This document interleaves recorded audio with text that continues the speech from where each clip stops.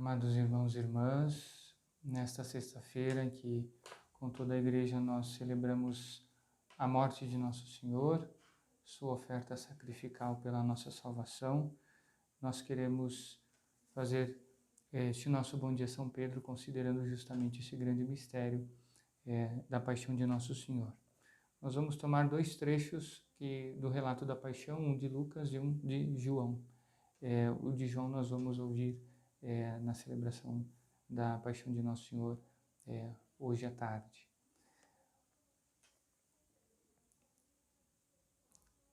Já era mais ou menos meio-dia e uma escuridão cobriu toda a terra, até às 3 horas da tarde, pois o sol parou de brilhar.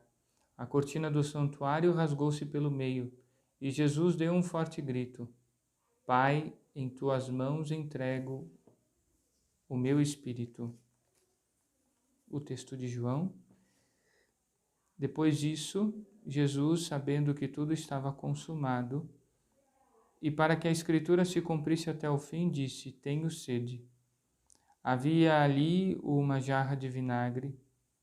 Amarraram numa vara uma esponja embebida de vinagre e levaram-na à boca de Jesus. Ele tomou o vinagre e disse: Tudo está consumado. E, inclinando a cabeça, entregou o Espírito.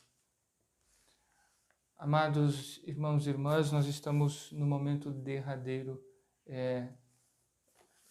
da missão, da paixão, que é justamente a morte de Nosso Senhor. Essas duas frases nos falam muito, tudo está consumado. E antes disso, então, ou paralelamente a isso, porque são dois evangelhos distintos, são as duas últimas frases, uma em cada evangelho. Pai, em tuas mãos entrego o meu espírito. São as últimas palavras de Nosso Senhor, no Evangelho de Lucas e no Evangelho de João, que nos convidam a compreender todo o sentido da morte de Nosso Senhor, toda a razão pela qual o Senhor quis ser morto na cruz. E a igreja, então, nos convida a nos colocarmos num exercício de silêncio, no exercício de contemplação, ou seja, para mergulharmos nesse mistério e procurarmos compreender a fundo tudo que Ele realizou por nós e para a nossa salvação. Poderíamos nós pensar, imaginar ou nos perguntar por que Nosso Senhor foi tão fundo no seu sacrifício, tão fundo nos seus sofrimentos, tão fundo na morte, poderia morrer de tantas formas, poderia oferecer tantas coisas, sendo Deus bastaria uma gota de sangue. Mas por que foi tão longe assim? É no seu extremado amor que levou o Senhor até o fim, carregando até as últimas consequências dos nossos pecados, que nós somos convidados a encontrar a razão, o motivo para tudo aquilo que Ele sofreu, para tudo aquilo que Ele quis sofrer. E para compreendermos que aí está o amor que nos cura, que nos salva, que nos redime, que repara os nossos erros, as nossas desordens, as nossas paixões desordenadas e que restitui a beleza e o sentido à nossa vida que perdemos por causa do pecado. Por isso, nós somos convidados como que, por esse exercício de silêncio, de contemplação, reordenar pela força irresistível do amor do Senhor o nosso olhar. Quantas vezes o nosso olhar se volta para coisas ruins, pecaminosas? Quantas vezes olhares para coisas indecentes, olhares para coisas que nos afastam de Deus, e o nosso olhar vai se acostumando, vai se corrompendo mais e mais com essas coisas. E vejam, o olhar o Cristo, o escândalo da cruz, na sua crueldade horrível, deve justamente reparar o nosso olhar para que nós reaprendamos a contemplar aquele que é o mais belo dos filhos dos homens, mas que ali na cruz não tem beleza, como nos diz o profeta Isaías, que atrai o nosso olhar, porque está desfigurado pela dor, pelo sofrimento, pelos ultrajes, pelas tantas formas como foi golpeado, maltratado. Assim também o Senhor quer, por este exercício de silêncio e contemplação, reordenar o nosso ouvido. Quanta coisa a gente escuta. Aprendamos a escutar o que Cristo fala na cruz e também o que não fala por palavras. E ali procuremos compreender de que é feito um verdadeiro amor, de uma entrega total, radical, livre, que fecunda o nosso coração, que transforma, que quer transformar a nossa vida. O Senhor quer assim também reparar a nossa vontade. Vejam que no caminho da cruz, no Getsêmani, ou seja, no contexto desses últimos dias da vida de Nosso Senhor, Ele sua sangue e diz ao Pai, né? Pai, afasta-se de mim esse cálice. Faz a experiência da repugnância que a nossa carne, que a nossa condição humana prova diante da dor e do sofrimento. Mas o que ele faz, ele conforma intencionalmente a vontade humana com a vontade divina. E por isso, essa contemplação deve nos exercitar também a conformar a nossa vontade. Rebelde, infantil, caprichosa muitas vezes, que se atém simplesmente e sobretudo aos prazeres, né, às nossas próprias vontades, e que por isso nos impede de compreender o que há além do sacrifício, o que há além da dor, o que há além daquilo que pode ser oferecido. E por isso é com o Senhor que nós, abraçando-o na sua cruz, contemplando-o no seu mistério de dor e de amor, que nós vamos tendo também a nossa vontade reordenada, corrigida, restaurada. O Senhor quer restaurar também a nossa inteligência. Os mistérios de Deus abrem a nossa inteligência, porque nos dão uma perspectiva que a intelectualidade por si mesma não alcança. Quantas vezes nós somos escravizados por ideias, modismos, ideologias, porque no nosso coração não entra o mistério de Deus. Porque a nossa inteligência não se depara com o mistério de Nosso Senhor. É por isso, então, que apliquemos a inteligência na consideração do que Nosso Senhor sofreu, da sua condição humana reduzida, à miséria da cruz, ao horror da cruz. Submetamos também ao juízo da cruz, a contemplação do mistério da cruz, a nossa memória, a nossa imaginação, para que tenhamos muito viva a recordação de todos os gestos inflamados de amor de Nosso Senhor neste mistério. E para que a nossa imaginação ela esteja sempre a serviço da contemplação, que vá nos trazendo justamente à memória as imagens que são aquelas que nos fazem experimentar vivamente o amor de Nosso Senhor. Permitamos que esta contemplação da cruz também purifique, santifique os nossos lábios, feitos para o louvor de Deus, mas que tantas vezes se prestam a engano, mentira, a depravações, palavrões, blasfêmias. Permitamos, amados irmãos e irmãs, que o Senhor repare com o bálsamo do amor manifestado na cruz todas as nossas iniquidades e fraquezas. Não fujamos da cruz dizendo que nós não precisamos, não somos nós aqueles que precisamos de todo esse trabalho. Sim, somos nós, justamente nós, aqueles que precisamos entrar nessa lógica. Vejam só, voltando aqui agora aquelas duas palavras: nas tuas mãos, ó Pai, eu entrego o meu espírito. Hoje, mais do que nunca, nós precisamos justamente a partir dessa restauração, desta obra que nosso Senhor quer realizar em nós pela contemplação da cruz. Mais do que nunca nós precisamos nos perguntar: nas mãos de quem está a nossa vida? Nas mãos de quem está a nossa saúde? Sim, que temos que ter os cuidados, sim, que temos que estar atentos, mas nossa saúde não está nas nossas mãos. Não sabemos quantas vezes as pessoas descobrem improvisamente coisas que não imaginavam ter. Nas mãos de quem está a nossa vida, a nossa saúde? Nas mãos de quem colocamos as nossas preocupações, a nossa família? Passou da hora, amados irmãos e irmãs, de compreendermos que nós que saímos das mãos do coração apaixonado de Deus e que para Deus haveremos de voltar, precisamos viver a vida como um todo nas mãos de nosso Senhor. É o melhor lugar onde devemos estar nessa vida, sempre unidos a Ele, sempre nas suas mãos, que nos desafiam, que nos submetem às provas. É verdade, porque o Pai submeteu Cristo à provação da cruz.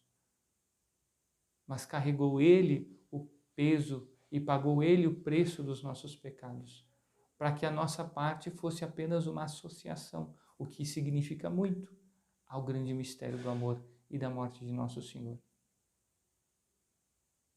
Para que nós nos apropriemos desse amor, para que façamos nosso. E por isso, só é possível se a nossa vida estiver nas mãos de nosso Senhor, se nós compreendermos que não há segurança maior, não há fundamento mais firme para a nossa vida do que estarmos abandonados nas mãos do Pai. A palavra aqui tem justamente não só essa ideia de entrega, mas também de encomendação. E Santo Ambrósio diz o seguinte, disse com grande precisão: encomendar o Espírito, já que se guarda. Aquilo que se encomenda não se perde. A alma de Jesus é um tesouro, um bom depósito. Ele encomenda seu Espírito ao Pai, mas é para instaurar no próprio céu uma paz que invadirá toda a terra. Nós encomendamos a nossa vida a quem? Aos nossos cuidados, nos bastamos a nós mesmos? Nosso Senhor, entregando e encomendando o seu Espírito a Deus, fez dele um tesouro que nos enriquece a todos. Se nós entregamos nossa vida, nossos atos, nossos passos a nosso Senhor, que tesouro fará Ele de tudo isso? E o que poderemos colher de tudo isso? E depois a segunda palavra, amados irmãos e irmãs, tudo está consumado. Aquelas duas que estamos refletindo. E aqui logicamente compreendemos que nosso Senhor foi até o fim. Não se economizou, não se refutou a nada. Foi até o fim daquilo que estava predisposto pelo Pai, daquilo que Ele livremente quis e abraçou para a nossa salvação. Tudo está consumado. Tudo se cumpriu. Realizou a sua missão até o fim, sem fugir de nada. Quantos de nós podemos ter a nossa vida não consumada, não completada, se não soubermos levar a cabo a missão que nosso Senhor nos dá? E por isso precisamos aprender que o cumprimento da vontade de Deus na nossa vida se dá por um dinamismo tal que não se exclui nenhuma das circunstâncias em que ela está inserida.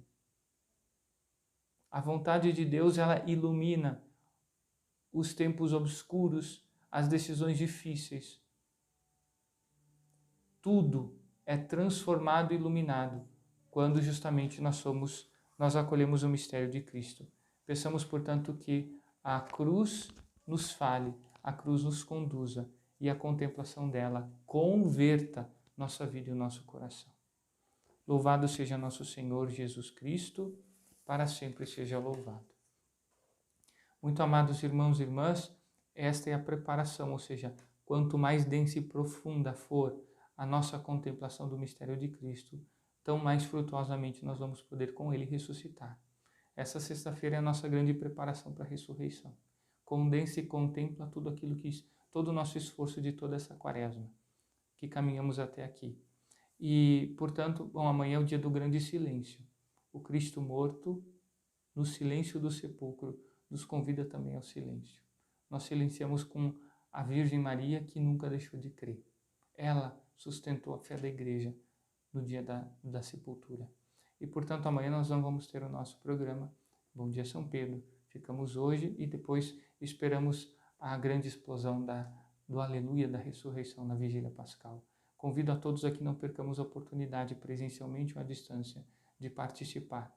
E aí, portanto, aproveito agora a oportunidade para darmos algumas orientações e alguns avisos, como teria feito no sábado se fôssemos gravar o programa. Então, para a Vigília Pascal, nós convidamos a todos que tragam o Círio da Família, esse que nós disponibilizamos, foi feito pelas Irmãs Carmelitas, ou alguma outra vela, né? Aqui a intenção muito concreta, sobretudo pela situação em que nos encontramos, da restrição do número de pessoas e tudo mais, é que possamos, através do Círio, também nos associarmos a este acontecimento litúrgico e com todo o seu sentido, porque justamente essa luz que vai ser acesa a partir do Círio Pascal, que é símbolo do Cristo ressuscitado, é um convite a acolhermos essa luz em nossa vida, em nossa família. Então traga ou a sua vela ou o Círio da Família, o que você tiver à disposição. Para aqueles que puderem participar da missa. E os que, presencialmente, quero dizer, e os que participarem à distância, pelos meios de comunicação, enfim, nós convidamos que se associem àquele momento com esse mesmo gesto, acendendo então a sua vela ou o seu Círio da Família em casa, certo? Convidamos também então a que tragam a sua água, para que seja abençoada justamente nesse dia da bênção da água também, na Vigília Pascal. Então tragam a sua garrafinha, nós vamos ter algumas para disponibilizarmos para os fiéis, mas se você quiser trazer, enfim, também ajuda, né? Ela vai estar junto ali de um dos ambões, dos cofrezinhos ali perto da entrada do presbitério, certo? E aí vai ser dada pelos ministros para que justamente possamos organizar isso da melhor forma. Então isso para orientarmos bem a nossa participação na Vigília Pascal, no sábado às 18 horas. Nós queremos aqui reforçar a questão do limite dos participantes, me causa profunda dor não permitir que todos quantos possam e queiram participem das nossas celebrações, sobretudo neste tempo. Tenho rezado e estou rezando muito para que isso pudesse ser de forma diferente, mas infelizmente com a bandeira preta e a situação sanitária, nós não conseguimos escapar dessa situação. Então sim, nós temos a restrição de 30 pessoas para participar da missa, em virtude da bandeira preta. E vamos então continuar usando as fichinhas e colocando os avisos ali nas portas para conseguirmos restringir e controlar o número de participantes. Sentimos muito, me dói realmente, mas eu espero que a nossa coragem, a nossa fé, a nossa força em buscarmos o Senhor vá além dessas restrições e nos permita com empenho ainda maior, desejo ainda maior, como pudermos, não deixarmos de participar dessas celebrações, a de hoje e a de amanhã. Quanto à catequese, nós estávamos planejando a retomada agora após a Páscoa, mas decidimos segurar ainda mais um pouco. Eu sinto muito, também me dói muito, porque queremos retomar as atividades agora após a Páscoa, mas como ainda não sabemos quais serão os protocolos adotados a partir de segunda ou terça, então poderemos ter que ter um recomeço frustrado. Então vamos esperar mais um pouco, esperando que as coisas fiquem mais calmas. Peço a oração de todos para que a gente também consiga chegar nesse estado de maior tranquilidade, para que as coisas possam acontecer da melhor forma. Mas então, por enquanto, ainda suspendemos a retomada da catequese. Quero fazer o convite a aqueles que ainda não fizeram, que façam, por favor, a sua atualização do cadastro do dízimo. Ainda há vários que infelizmente não fizeram. Isso é importante para que nós possamos gerir melhor os dados, apresentar as coisas com maior transparência para a nossa comunidade e também para a diocese como um todo. Então peço a ajuda e a colaboração de todos. Os nossos horários de missa do domingo, então nós vamos procurar contemplar mais capelas que não teriam a missa no domingo, mas teriam no sábado, porque sábado é justamente um dia que não se celebra a missa à tarde, mas só a Vigília Pascal à noite. Então nós vamos veicular aí nos nossos meios, nas nossas mídias, os horários e os locais com as missas nos finais de semana, para justamente darmos maior oportunidade a todos de experimentarem a alegria da ressurreição na missa do domingo de Páscoa, certo? Então, com já com a expectativa de podermos celebrar aí sim em todas as comunidades, com maior número, espero, dentro das restrições de pessoas, já nessa expectativa eu desejo que todos possamos viver esses dias do tríduo ainda hoje e amanhã, e aí então o domingo da ressurreição, nessa expectativa e nesse desejo de estarmos profundamente unidos ao Senhor e de colhermos os frutos tão eficazes para a nossa conversão, para a nossa santificação, através da nossa participação. Não deixe de rezar, faça retiro nesses dias, silencie o coração, procure estar atento. Recordo aqui, muito importante, sexta-feira hoje é dia de jejum, né? Abstinência de carne. Então, ou seja, aqui, qual é o jejum moderado? Existem algumas formas um pouco mais radicais, mas o jejum moderado, que é o mínimo, é que se faça uma refeição, não até a saciedade, e no máximo outras duas que juntas não contem como uma, certo? Então essa é a forma de participar, de fazermos o jejum como recordação do mistério da morte de Nosso Senhor, da paixão de Cristo. E logicamente a abstinência de carne também, porque hoje a carne de Cristo foi crucificada, foi oferecida a sua carne para a nossa salvação, o seu corpo como remédio para a nossa salvação. Fiquemos então na paz do Senhor, na contemplação dos mistérios de Cristo. Que Deus a todos acompanhe, conduza e abençoe. Amém.